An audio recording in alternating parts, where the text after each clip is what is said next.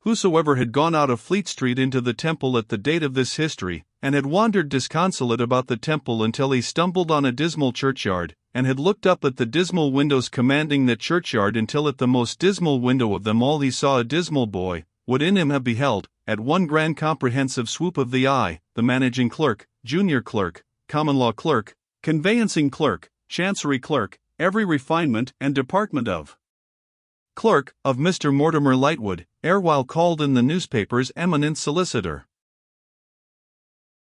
Mr. Boffin, having been several times in communication with this clerkly essence, both on its own ground and at the Bower, had no difficulty in identifying it when he saw it up in its dusty eyrie.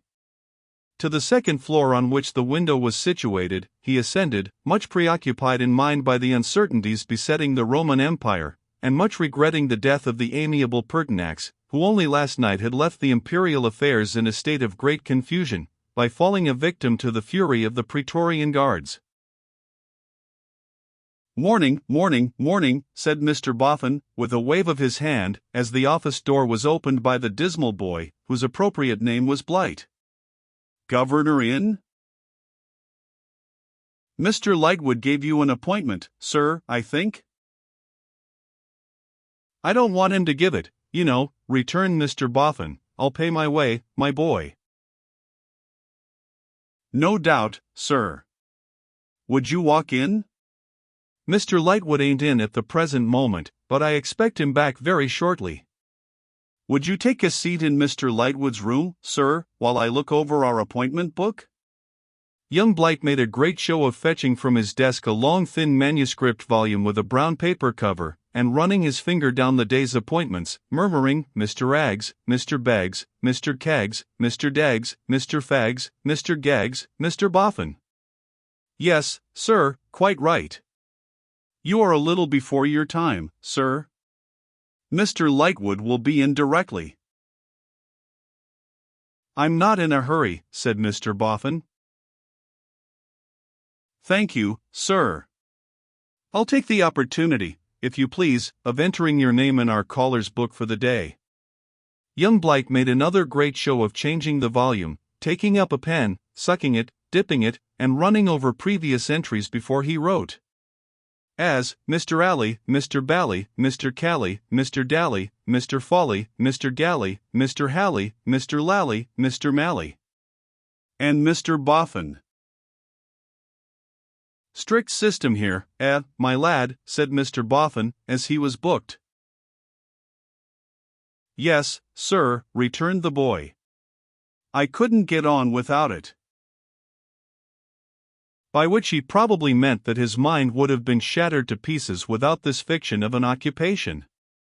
Wearing in his solitary confinement no fetters that he could polish, and being provided with no drinking cup that he could carve, he had fallen on the device of wringing alphabetical changes into the 2 volumes in question, or of entering vast numbers of persons out of the directory as transacting business with Mr. Lightwood. It was the more necessary for his spirits, because, being of a sensitive temperament, he was apt to consider it personally disgraceful to himself that his master had no clients. "How long have you been in the law, now?" asked Mr. Boffin, with a pounce, in his usual inquisitive way. "I've been in the law, now, sir, about 3 years. "Must have been as good as born in it," said Mr. Boffin, with admiration. "Do you like it?" "I don't mind it much," returned young Blight, heaving a sigh, as if its bitterness were past. "What wages do you get?" "Half what I could wish," replied young Blight. "What's the whole that you could wish?" 15 shillings a week," said the boy. "About how long might it take you now, at an average rate of going, to be a judge?" asked Mr. Boffin, after surveying his small stature in silence. The boy answered that he had not yet quite worked out that little calculation. "I suppose there's nothing to prevent your going in for it," said Mr. Boffin. The boy virtually replied that as he had the honor to be a Briton who never, there was nothing to prevent his going in for it. Yet he seemed inclined to suspect that there might be something to prevent his coming out with it. "Would a couple of pound help you up at all?" asked Mr. Boffin. On this head, young Blight had no doubt whatever, so Mr. Boffin made him a present of that sum of money, and thanked him for his attention to his, Mr. Boffin's, affairs, which, he added, were now, he believed, as good as settled. Then Mr. Boffin, with his stick at his ear, like a familiar spirit explaining the office to him, sat staring at a little bookcase of law practice and law reports, and at a window, and at an empty blue bag, and at a stick of sealing wax, and a pen, and a box of wafers, and an apple, and a writing pad, all very dusty, and at a number of inky smears and blots, and at an imperfectly disguised gun case pretending to be something legal, and at an iron box labeled Harmon Estate, until Mr. Lightwood appeared. Mr. Lightwood explained that he came from the Proctors, with whom he had been engaged in transacting Mr. Boffin's affairs. "And they seem to have taken a deal out of you," said Mr. Boffin, with commiseration. Mr. Lightwood, without explaining that his weariness was chronic, proceeded with his exposition that, all forms of law having been at length complied with, will of Harmon deceased having been proved, death of Harmon next inheriting having been proved, and so forth, Court of Chancery having been moved, and so forth, he, Mr. Lightwood, had now the gratification, honor, and happiness, again and so forth, of congratulating Mr. Boffin on coming into possession as residuary legatee, of upwards of £100,000, standing in the books of the Governor and Company of the Bank of England, again and so forth. "And what is particularly eligible in the property, Mr. Boffin, is, that it involves no trouble. There are no estates to manage, no rents to return so much per cent upon in bad times, which is an extremely dear way of getting your name into the newspapers, no voters to become parboiled in hot water with, no agents to take the cream off the milk before it comes to table. You could put the whole in a cash box tomorrow morning, and take it with you to, say, to the Rocky Mountains.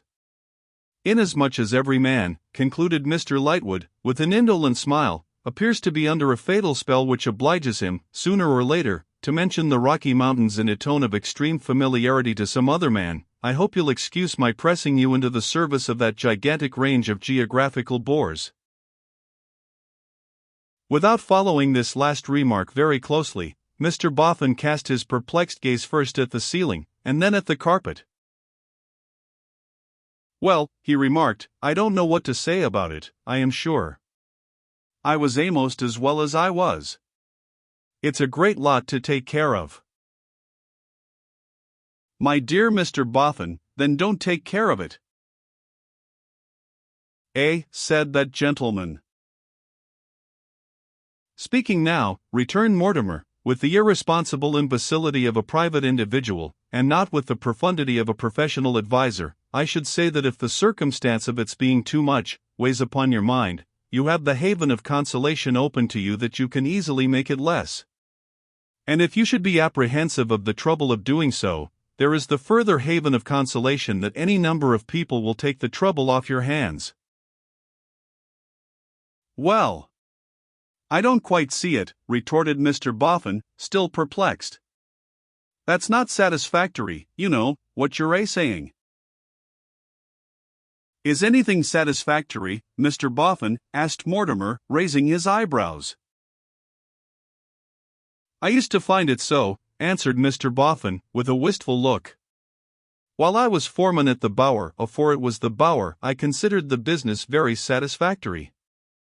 The old man was a awful tartar, saying it, I'm sure, without disrespect to his memory, but the business was a pleasant one to look after, from before daylight to past dark." "It's a'most a pity," said Mr. Boffin, rubbing his ear, "that he ever went and made so much money. It would have been better for him if he hadn't so given himself up to it. You may depend upon it, making the discovery all of a sudden, that he found it a great lot to take care of." Mr. Lightwood coughed, not convinced. "And speaking of satisfactory," pursued Mr. Boffin, "why, Lord save us!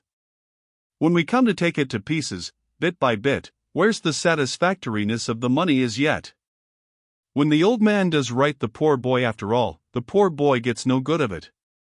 He gets made away with, at the moment when he's lifting, as one may say, the cup and saucer to his lips. Mr. Lightwood, I will now name to you, that on behalf of the poor dear boy, me and Mrs. Boffin have stood out against the old man times out of number, till he has called us every name he could lay his tongue to. I have seen him, after Mrs. Boffin has given him her mind respecting the claims of the natural affections, catch off Mrs. Boffin's bonnet. She wore, in general, a black straw, perched as a matter of convenience on the top of her head, and send it spinning across the yard. I have indeed. And once, when he did this in a manner that amounted to personal, I should have given him a rattler for himself, if Mrs. Boffin hadn't thrown herself betwixt us, and received flush on the temple. Which dropped her, Mr. Lightwood. Dropped her. Mr. Lightwood murmured equal honor, Mrs. Boffin's head and heart. You understand, I name this, pursued Mr. Boffin, to show you, now the affairs are wound up, that me and Mrs. Boffin have ever stood as we were in Christian honor bound, the children's friend. Me and Mrs. Boffin stood the poor girl's friend, me and Mrs. Boffin stood the poor boy's friend, me and Mrs. Boffin up and faced the old man when we momently expected to be turned out for our pains. As to Mrs. Boffin, said Mr. Boffin lowering his voice, she mightn't wish it mentioned now she's fashionable, but she went so far as to tell him, in my presence, he was a flinty-hearted rascal. Mr. Lightwood murmured vigorous Saxon spirit, Mrs. Boffin's ancestors, Bowman Agincourt in Cressy. The last time me and Mrs. Boffin saw the poor boy, said Mr. Boffin, warming, as fat usually does, with a tendency to melt, he was a child of 7-year-old. For when he came back to make intercession for his sister, me and Mrs. Boffin were away overlooking a country contract which was to be sifted before carted, and he was come and gone in a single hour. I say he was a child of 7-year-old. He was going away, all alone and forlorn, to that foreign school, and he come into our place, situate up the yard of the present bower, to have a warm at our fire. There was his little scanty travelling clothes upon him. There was his little scanty box outside in the shivering wind, which I was going to carry for him down to the steamboat, as the old man wouldn't hear of allowing us 6 coach money. Mrs. Boffin, then quite a young woman and picture of a full-blown rose, stands him by her, kneels down at the fire, warms her 2 open hands, and falls to rubbing his cheeks, but seeing the tears come into the child's eyes, the tears come fast into her own, and she holds him round the neck, like as if she was protecting him, and cries to me, I'd give the wide, wide world, I would, to run away with him. I don't say but what it cut me, and but what it at the same time heightened my feelings of admiration for Mrs. Boffin. The poor child clings to her for a while, as she clings to him, and then, when the old man calls, he says I must go. God bless you, and for a moment rests his heart against her bosom, and looks up at both of us, as if it was in pain, in agony. Such a look! I went aboard with him, I gave him first what little treat I thought he'd like, and I left him when he had fallen asleep in his berth, and I came back to Mrs. Boffin. But tell her what I would of how I had left him, it all went for nothing, for, according to her thoughts, he never changed the look that he had looked up at us too. But it did one piece of good. Mrs. Boffin and me had no child of our own, and had sometimes wished that how we had one. But not now. We might both of us die, says Mrs. Boffin, and other eyes might see that lonely look in our child. So of a night, when it was very cold, or when the wind roared, or the rain dripped heavy, she would wake sobbing, and call out in a fluster, Don't you see the poor child's face? Oh, shelter the poor child. Till in course of years it gently wore out, as many things do. My dear Mr. Boffin, everything wears to rags, said Mortimer, with a light laugh. I won't go so far as to say everything, returned Mr. Boffin, on whom his manner seemed to grate, because there's some things that I never found among the dust. Well, sir.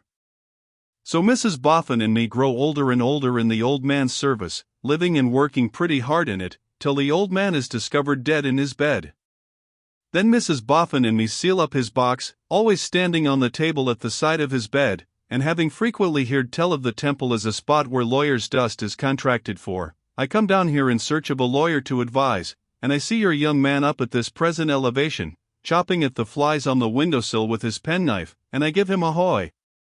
Not then having the pleasure of your acquaintance, and by that means come to gain the honor. Then you, and the gentleman in the uncomfortable neckcloth under the little archway in St. Paul's churchyard. Doctors' Commons, observed Lightwood.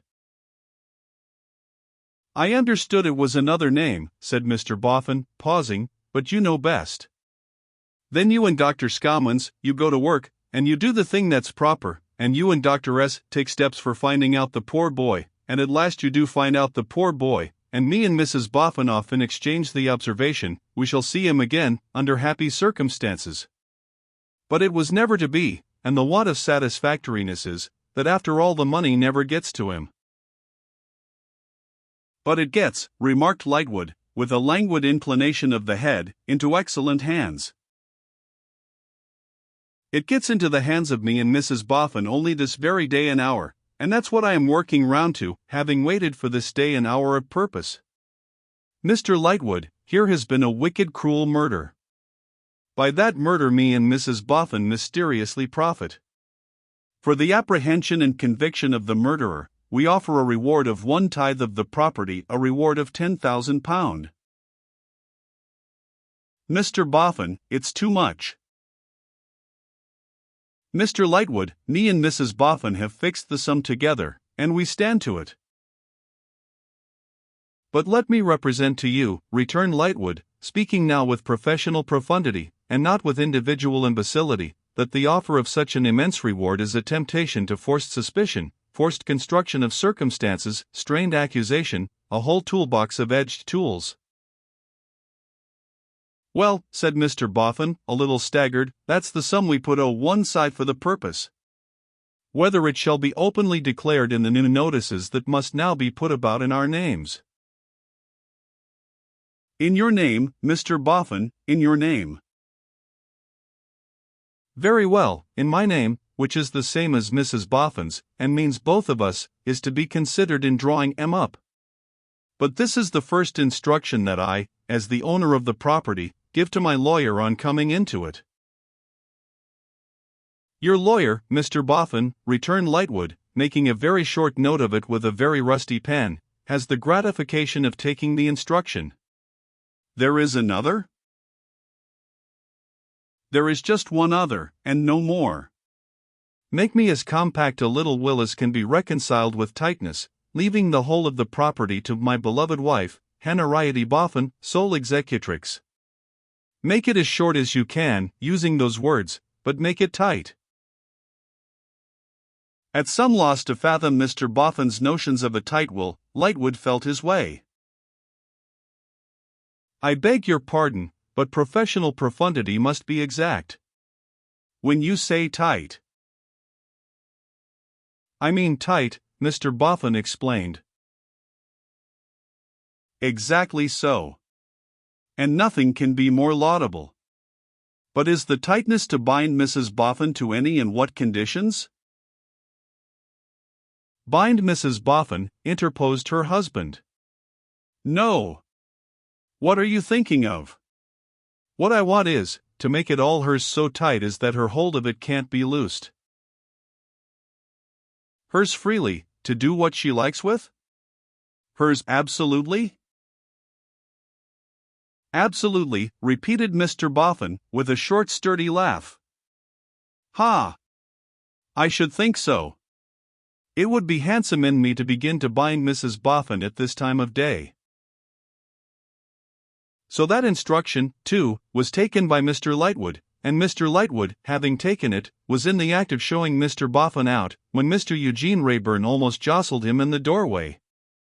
Consequently Mr. Lightwood said, in his cool manner, let me make you two known to one another, and further signified that Mr. Wrayburn was counsel learned in the law, and that, partly in the way of business and partly in the way of pleasure, he had imparted to Mr. Wrayburn some of the interesting facts of Mr. Boffin's biography. Delighted, said Eugene, though he didn't look so, to know Mr. Boffin. Thank'ee, sir, thank'ee, returned that gentleman. And how do you like the law? Not particularly," returned Eugene. "Too dry for you, eh? Well, I suppose it wants some years of sticking to, before you master it. But there's nothing like work. Look at the bees." "I beg your pardon," returned Eugene, with a reluctant smile, "but will you excuse my mentioning that I always protest against being referred to the bees?" "Do you?" said Mr. Boffin. "I object on principle," said Eugene, "as a biped." "As a what?" asked Mr. Boffin. "As a two-footed creature, I object on principle, as a two-footed creature, to being constantly referred to insects and four-footed creatures. I object to being required to model my proceedings according to the proceedings of the bee, or the dog, or the spider, or the camel. I fully admit that the camel, for instance, is an excessively temperate person, but he has several stomachs to entertain himself with, and I have only one. Besides, I am not fitted up with a convenient cool cellar to keep my drink in." "But I said, you know," urged Mr. Boffin, rather at a loss for an answer, "the bee." "Exactly. And may I represent to you that it's injudicious to say the bee? For the whole case is assumed. Conceding for a moment that there is any analogy between a bee and a man in a shirt and pantaloons, which I deny, and that it is settled that the man is to learn from the bee, which I also deny, the question still remains, what is he to learn? To imitate? Or to avoid? When your friends the bees worry themselves to that highly fluttered extent about their sovereign, and become perfectly distracted touching the slightest monarchical movement, are we men to learn the greatness of tuft hunting, or the littleness of the court circular? I am not clear, Mr. Boffin, but that the hive may be satirical." "At all events, they work," said Mr. Boffin. "Yes," returned Eugene, disparagingly, "they work, but don't you think they overdo it? They work so much more than they need, they make so much more than they can eat, they are so incessantly boring and buzzing at their one idea till death comes upon them, that don't you think they overdo it? And are human laborers to have no holidays, because of the bees? And am I never to have change of air, because the bees don't?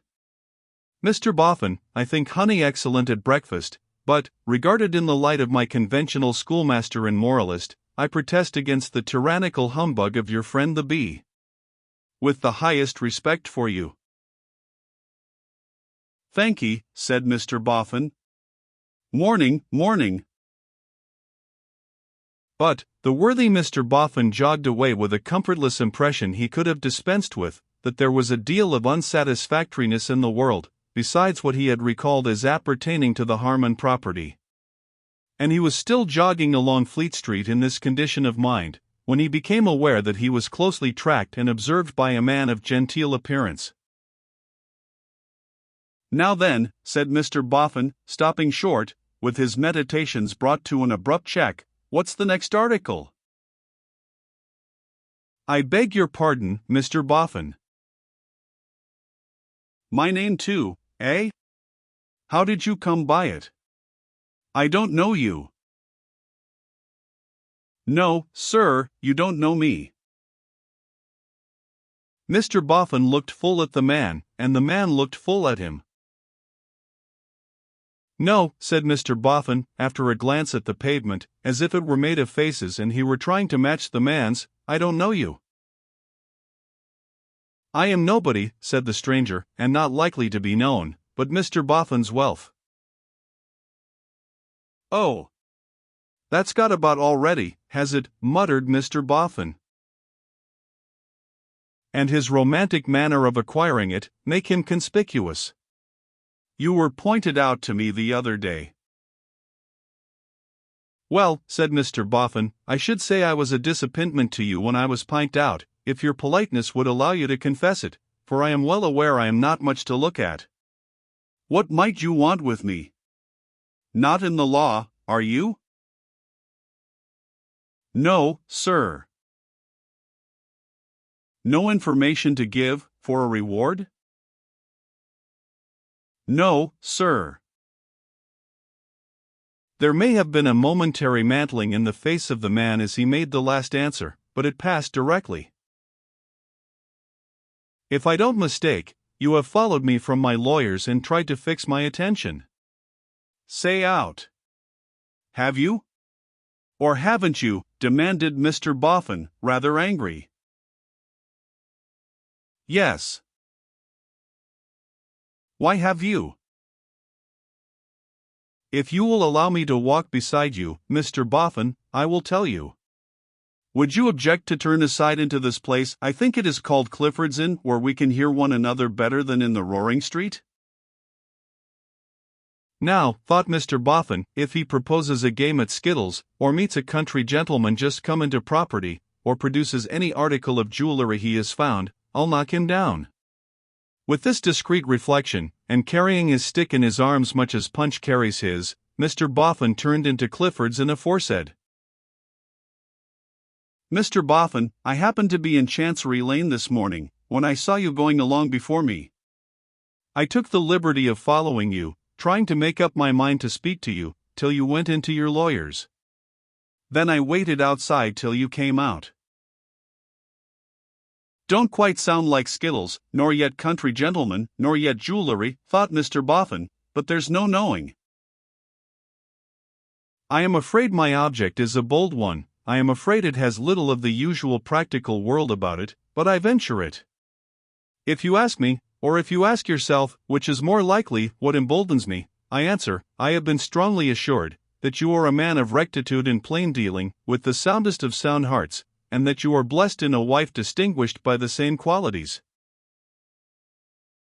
Your information is true of Mrs. Boffin, anyhow, was Mr. Boffin's answer, as he surveyed his new friend again.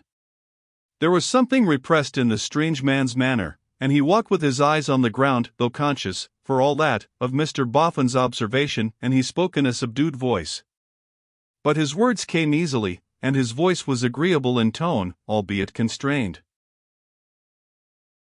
When I add, I can discern for myself what the general tongue says of you, that you are quite unspoiled by fortune, and not uplifted, I trust you will not, as a man of an open nature, suspect that I mean to flatter you, but will believe that all I mean is to excuse myself, these being my only excuses for my present intrusion. How much? Thought Mr. Boffin. It must be coming to money. How much? You will probably change your manner of living, Mr. Boffin, in your changed circumstances. You will probably keep a larger house, have many matters to arrange, and be beset by numbers of correspondence. If you would try me as your secretary. As what? Cried Mr. Boffin, with his eyes wide open. Your secretary. Well, said Mr. Boffin, under his breath, that's a queer thing. Or, pursued the stranger, wondering at Mr. Boffin's wonder, if you would try me as your man of business under any name, I know you would find me faithful and grateful, and I hope you would find me useful. You may naturally think that my immediate object is money. Not so, for I would willingly serve you a year, 2 years, any term you might appoint, before that should begin to be a consideration between us. Where do you come from? Asked Mr. Boffin. I come, returned the other, meeting his eye, from many countries. Boffin's acquaintances with the names and situations of foreign lands being limited in extent and somewhat confused in quality, he shaped his next question on an elastic model. From any particular place? I have been in many places. What have you been? Asked Mr. Boffin. Here again he made no great advance, for the reply was, I have been a student and a traveler. But if it ain't a liberty to plump it out, said Mr. Boffin, what do you do for your living? I have mentioned, returned the other, with another look at him, and a smile, what I aspire to do. I have been superseded as to some slight intentions I had, and I may say that I have now to begin life. Not very well knowing how to get rid of this applicant, and feeling the more embarrassed because his manner and appearance claimed a delicacy in which the worthy Mr. Boffin feared he himself might be deficient, that gentleman glanced into the mouldy little plantation or cat preserve of Clifford's Inn, as it was that day, in search of a suggestion. Sparrows were there, cats were there, dry rot and wet rot were there, but it was not otherwise a suggestive spot. "All this time," said the stranger, producing a little pocketbook and taking out a card, "I have not mentioned my name. My name is Rokesmith. I lodge at one Mr. Wilfer's, at Holloway." Mr. Boffin stared again. "Father of Miss Bella Wilfer," said he. "My landlord has a daughter named Bella." "Yes, no doubt." Now, this name had been more or less in Mr. Boffin's thoughts all the morning, and for days before, therefore he said, "That's singular," too, unconsciously staring again, past all bounds of good manners, with the card in his hand. "Though, by the by, I suppose it was one of that family that pined me out?" "No. I have never been in the streets with one of them." "Heard me talked of among 'em, though?" "No. I occupy my own rooms, and have held scarcely any communication with them." "Odder and odder," said Mr. Boffin. "Well, sir, to tell you the truth, I don't know what to say to you." "Say nothing," returned Mr. Rokesmith. "Allow me to call on you in a few days. I am not so unconscionable as to think it likely that you would accept me on trust at first sight, and take me out of the very street. Let me come to you for your further opinion, at your leisure." "That's fair, and I don't object," said Mr. Boffin, "but it must be on condition that it's fully understood that I no more know that I shall ever be in want of any gentleman as secretary." "It was secretary you said, wasn't it?" "Yes." Again Mr. Boffin's eyes opened wide, and he stared at the applicant from head to foot, repeating queer, "You're sure it was secretary?" "Are you?" "I am sure I said so." "As secretary," repeated Mr. Boffin, meditating upon the word, "I no more know that I may ever want a secretary, or what not, than I do that I shall ever be in want of the man in the moon. Me and Mrs. Boffin have not even settled that we shall make any change in our way of life. Mrs. Boffin's inclinations certainly do tend towards fashion, but, being already set up in a fashionable way at the Bower, she may not make further alterations. However, sir, as you don't press yourself, I wish to meet you so far as saying, by all means call at the Bower if you like. Call in the course of a week or two. At the same time, I consider that I ought to name, in addition to what I have already named, that I have in my employment a literary man with a wooden leg as I have no thoughts of parting from." "I regret to hear I am in some sort anticipated," Mr. Rokesmith answered, evidently having heard it with surprise, "but perhaps other duties might arise?" "You see," returned Mr. Boffin, with a confidential sense of dignity, "as to my literary man's duties, they're clear. Professionally he declines and he falls, and as a friend he drops into poetry." Without observing that these duties seemed by no means clear to Mr. Rokesmith's astonished comprehension, Mr. Boffin went on. "And now, sir, I'll wish you good day. You can call at the Bower any time in a week or two. It's not above a mile or so from you, and your landlord can direct you to it. But as he may not know it by its new name of Boffin's Bower, say, when you inquire of him, it's Harmon's, will you?" "Harmon's," repeated Mr. Rokesmith, seeming to have caught the sound imperfectly. "Harmon's. How do you spell it?" "Why, as to the spelling of it," returned Mr. Boffin, with great presence of mind, "that's your lookout. Harmon's is all you've got to say to him. Morning, morning, morning." And so departed, without looking back.